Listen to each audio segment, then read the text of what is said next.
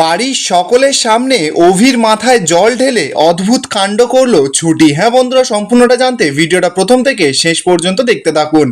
ধারাবাহিকের শুরুতে দেখা যাচ্ছে অভি, ছুটি, শতরূপা, রেহা, নিশা সকলে মিলে ঠাম্মির ঘরে চলে এসেছে ঠাম্মির মনটা ভালো করবে বলে। সকলে তো আবার হাতে করে একটা করে স্মাইলি নিয়ে এসেছে। অভি তো এবার ঠাম্মির কাছে এসে একটা গান ধরেছে, ঠাম্মির মনটা ভালো করেই ছাড়বে। কিন্তু দেখা যাচ্ছে যে ঠাম্মির মন তো কিছুতেই ভালো হচ্ছে না। তখনই অভি হাতে করে একটা গাছের টব বের করে, টব সমেত গাছটা তো ঠাম্মির সামনে ধরেছে। ঠাম্মি তো এবার একটু খুশি হয়। অভি তখন ঠাম্মিকে বলছে যে তোমার যখনই মন খারাপ হতো তখন তো তুমি বাগানে গিয়ে একটা করে গাছ পুঁতে দিতে, আর এটা তো শুধুমাত্র তোমার আজকের অভ্যেস নয়। ঠাম্মি তখন অভিকে বলছে যে তুমি কি করে জানলে? এটা তো শুধুমাত্র আমার নিজের অভ্যাস, আমি তো কোনোদিনও এই কথাটা কাউকে বলিনি। আসলে এই বিষয়ে অভি কিচ্ছু জানতো না।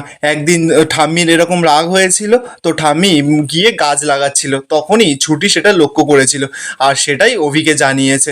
ছুটি তো এবার মনে মনে বলছে যে আমি জানি, তা সেদিনের পর থেকেই আমি জানতাম যে ঠাম্মি মন খারাপ হলেই ঠাম্মি গাছ লাগায়। ঠিক যেমনভাবে আমিও গাছের সঙ্গে কথা বললে আমার মনটা ভালো হয়ে যায়। এদিকে শতরূপা তো ঠাম্মিকে বলছে যে মা, আপনি যে এই একটু হেসেছেন তাতে আমাদের সকলের শান্তি। আপনি যে সকলের সঙ্গে সমস্ত কথা শেয়ার করতে পারেন না, কষ্টটা শেয়ার করতে পারেন না, কিন্তু আপনি যদি এইভাবে মনমরা হয়ে বসে থাকেন তাহলে কি ভালো হবে বলুন? আপনারই তো শরীরটা খারাপ হয়ে যাবে। ছুটিও তো এবার ঠাম্মিকে বলছে যে ঠাম্মি, আপনার যদি মনটা খারাপ করে আপনি না হয় আপনার নাতির সঙ্গে কথা বলে নিন। আমরা বাইরে আছি, আর আমরা তো এতদিনে এটা বুঝেছি যে আপনার নাতির সঙ্গেই আপনার সব থেকে মনের মিল। আপনার মনের কথা বললে একমাত্র আপনি আপনার নাতিকেই বলতে পারবেন। ঠাম্মি তখন ছুটিকে বলছে যে তুমি বুঝি আমার উপর সবসময় নজর রাখো? ছুটি তখন মিষ্টিভাবে উত্তর দিচ্ছে, বলছে যে ছোটরা তো বড়দের থেকেই শেখে, আর আপনি আমাদের না শেখালে আমরা শিখবো কোথা থেকে বলুন? ছুটি তো এবার সকলকে নিয়ে ওই ঘর থেকে চলে যায় যাতে ঠাম্মি আর অভি একা কথা বলতে পারে। শতরূপা তো এবার একটু বাইরে গিয়ে ছুটিকে বলছে যে ছুটি ছুটি, আমাদের কিন্তু এখান থেকে পুরোপুরি চলে গেলে চলবে না। মায়ের মন কিন্তু পুরো বিক্ষিপ্ত হয়ে আছে, তাই জন্য আমরা এই আড়াল থেকেই দাঁড়িয়ে দাঁড়িয়ে নয় সবটা দেখি। এদিকে দেখা যাচ্ছে অভি তো ঠাম্মির সঙ্গে মজা করছে, ঠাম্মিকে বলছে যে আমি যে এই হাঁটু গেড়ে তোমাকে গাছটা দিলাম, দাদু কখনো তোমাকে এইভাবে হাঁটু গেড়ে বসে কিছু দিয়েছে? মনে হয় না তো ওই বুড়ো কিছু দিয়েছে বলে। ঠাম্মি তো এবার চুপ করে আছে। অভি তখন ঠাম্মিকে বলছে কি হলো, আমি তো একটা প্রশ্ন করলাম। ঠাম্মি তখন বলছে যে আমার আর উত্তরের কি যায় আসে, আমি মরলাম না বাঁচলাম আমার মনে হয় তোমার আর কিচ্ছুতে কিছু এসে যায় না। আমি তো এখন ধরো খরচার খাতায় চলে গেছি, আমার কথা তো এখন তুমি আর কিছুই শোনো না। তো আর শুধু তুমি কেন, কেউই তো এই বাড়িতে আমার কথা আর কেউ শোনে না। এই তো এই হিরণময়কে আমি ছোটবেলা থেকে নিজের ছেলে সন্তানের মতন বড় করেছি, দেখেছি, আর সেই ছেলে এসে আজকে আমাকে বাড়িতে অপমান করে চলে গেল। তোমরা সকলে এত বড় হয়ে গেছো তাই না? অভি তখন ঠাম্মিকে বোঝাচ্ছে আর বলছে যে এই কারণেই কিন্তু ঠাম্মি আমি কোর্টের কেসের বিষয়ে তোমাকে কিচ্ছু বলতে চাইনি। আমি জানতাম আমি যদি তোমাকে বলি তুমি খুব ভেতর থেকে কষ্ট পাবে। এখন কিন্তু আমার মনে হচ্ছে যদি আমি তখন বলে দিতাম তাহলে হয়তো আচমকা এই ধাক্কাটা তুমি খেতে না। আমি তো বুঝতে পারিনি যে হিরণময় আঙ্কেল এরকমভাবে ঘরে এসে আচমকা এইসব কথা বলা শুরু করে দেবে। আর সত্যি কথা বলতে আমি সেদিনকে এতটাই ডিস্টার্ব ছিলাম যে আমি ব্যাপারটাকে হ্যান্ডেল করে উঠতে পারিনি। ঠাম্মি তখন অভিকে বলছে যে তুমি এরকমভাবে বলছে কেন, সেদিনকে তো তুমিও কষ্টই ছিলে তাই না? অভি তখন ঠাম্মিকে বোঝাচ্ছে, বলছে দেখো ঠাম্মি, তুমি আর কষ্ট পেও না, আমি জানি তুমি একটা বড়সড় আঘাত পেয়েছো, সেই আঘাতটা কাটিয়ে উঠতে গেলে একটু সময় লাগবে, তবে এই কষ্টে আমি তোমার পাশে থাকবো। আচ্ছা তুমি আমাকে একটা কথা বলো তো, যে তোমায় কি করলে তুমি একটু আনন্দ পাবে, খুশি হবে?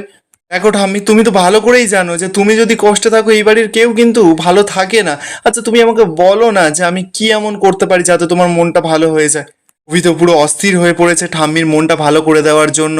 অভি ঠাম্মিকে বলছে যে আচ্ছা ঠাম্মি চলো না, এই গাছটা গিয়ে পুঁতবে, তাহলে তোমার মনটা ভালো হবে, চলো আমি তোমার সঙ্গে যাচ্ছি। ঠাম্মি তো এবার কাঁদতে কাঁদতে অভিকে বলছে যে আমি কখনো ভাবতেই পারিনি তুমি আমার গাছ পোঁতার ব্যাপারটা ধরে ফেলবে। এই গাছ পোঁতার ব্যাপারটা বিপাশা আর আমার পুরোপুরি সিক্রেট ছিল। মন খারাপ হলে যে গাছ লাগালে মন ভালো হয়ে যায় সেটা আমাকে শিখিয়েছিল বিপাশা, আর আমি শিখিয়েছিলাম পরিমাকে। পরিমা সেই ছোট্টবেলা থেকে গাছের সঙ্গে একার মতন একা কথা বলতো। অভি তো সঙ্গে সঙ্গে ঠাম্মির কথাটা শুনে ছুটির কথা মনে পড়ছে। ছুটিয়ে তো এরকমভাবে গাছের সঙ্গে কথা বলে। অভি তখন মনে মনে বলছে যে আমি কেন জানি না সবসময় ছুটির সঙ্গে পরীর এরকমভাবে মিল পায়, কিন্তু সেটা কি করে সম্ভব? না না, পরী হারিয়ে গেছে, ও আর কখনো ফিরে আসবে না, কোনোদিনও ফিরে আসবে না, আমি সেটা খুব ভালো করে জানি। ঠাম্মি তো এবার সঙ্গে সঙ্গে অভিকে বলছে যে কি হয়েছে দাদু ভাই, তোমার মনটা এরকম ভাবে খারাপ হয়ে গেল কেন, তুমি কি ভাবছো?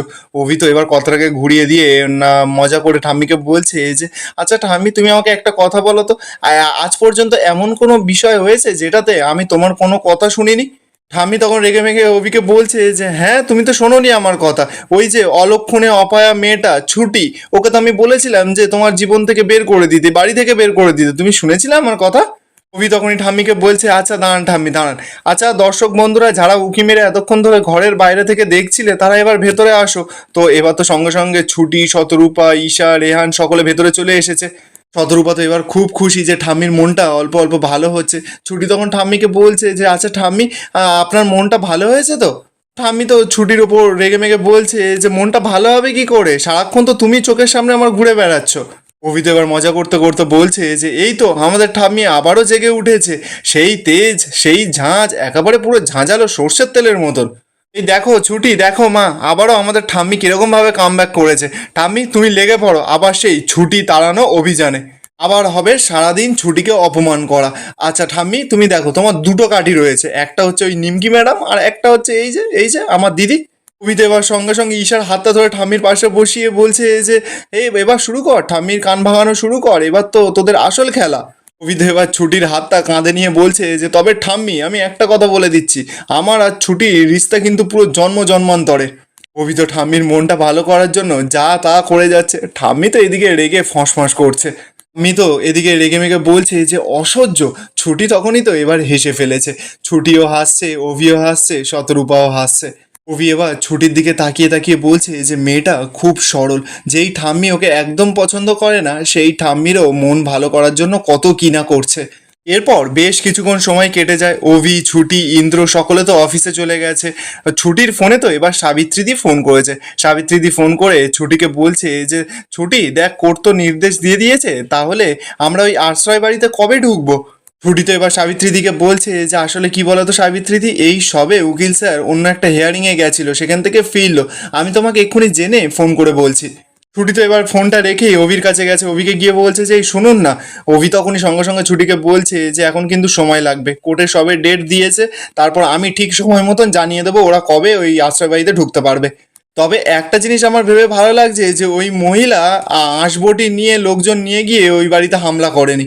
এটা যে একটা প্রশ্ন করার মতন বিষয়, ওটা উনি বুঝেছেন। অভি তো এবার ছুটির কাছে অনেকগুলো ফাইল দিয়ে দেয়, দিয়ে বলছে যে এই সমস্ত ফাইলগুলোর ড্রাফটটা এক্ষুনি রেডি করুন। ছুটি তো এবার পুরো সেটা দিকেই চমকে গেছে, বলছে এতগুলো।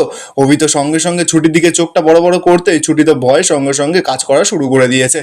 ছুটিতে এবার দেখা যাচ্ছে খুব তাড়াহুড়ো করে ফাইলের কাজপত্রগুলো সব সেরে নিয়েছে, নিয়ে মনে মনে বলছে যে বাবা আমার সব কাজ শেষ, এবার উকিল স্যারকে বলে আমি তাড়াতাড়ি বেরিয়ে পড়বো। আজকে যে মাকে বলে এসেছি যে বাড়িতে ডিম ভাপা বানাবো।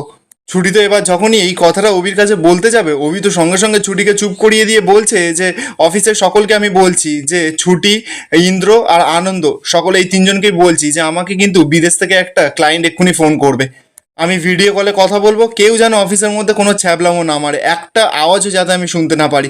আর হ্যাঁ, আর একটা কথা, কেউ যেন এই সুযোগে বাড়ি যাওয়ার চেষ্টা না করে, কারণ ওই ক্লায়েন্টের সঙ্গে কথা বলার পরে আমি সকলের সঙ্গে একটা টিম মিটিংয়ে বসবো। ব্যাস, ছুটির তো আর কথাটা বলাই হয়ে ওঠে না। আর এখানেই আজকের এপিসোডটা শেষ হয়ে যায়। আপনাদের কেমন লাগলো আজকের এই প্রতিজ্ঞা সিরিয়ালের এপিসোডটা কমেন্টে অবশ্যই জানাবেন। আর যদি ভালো লেগে থাকে তাহলে অবশ্যই করে চ্যানেলটা সাবস্ক্রাইব করে যাবেন।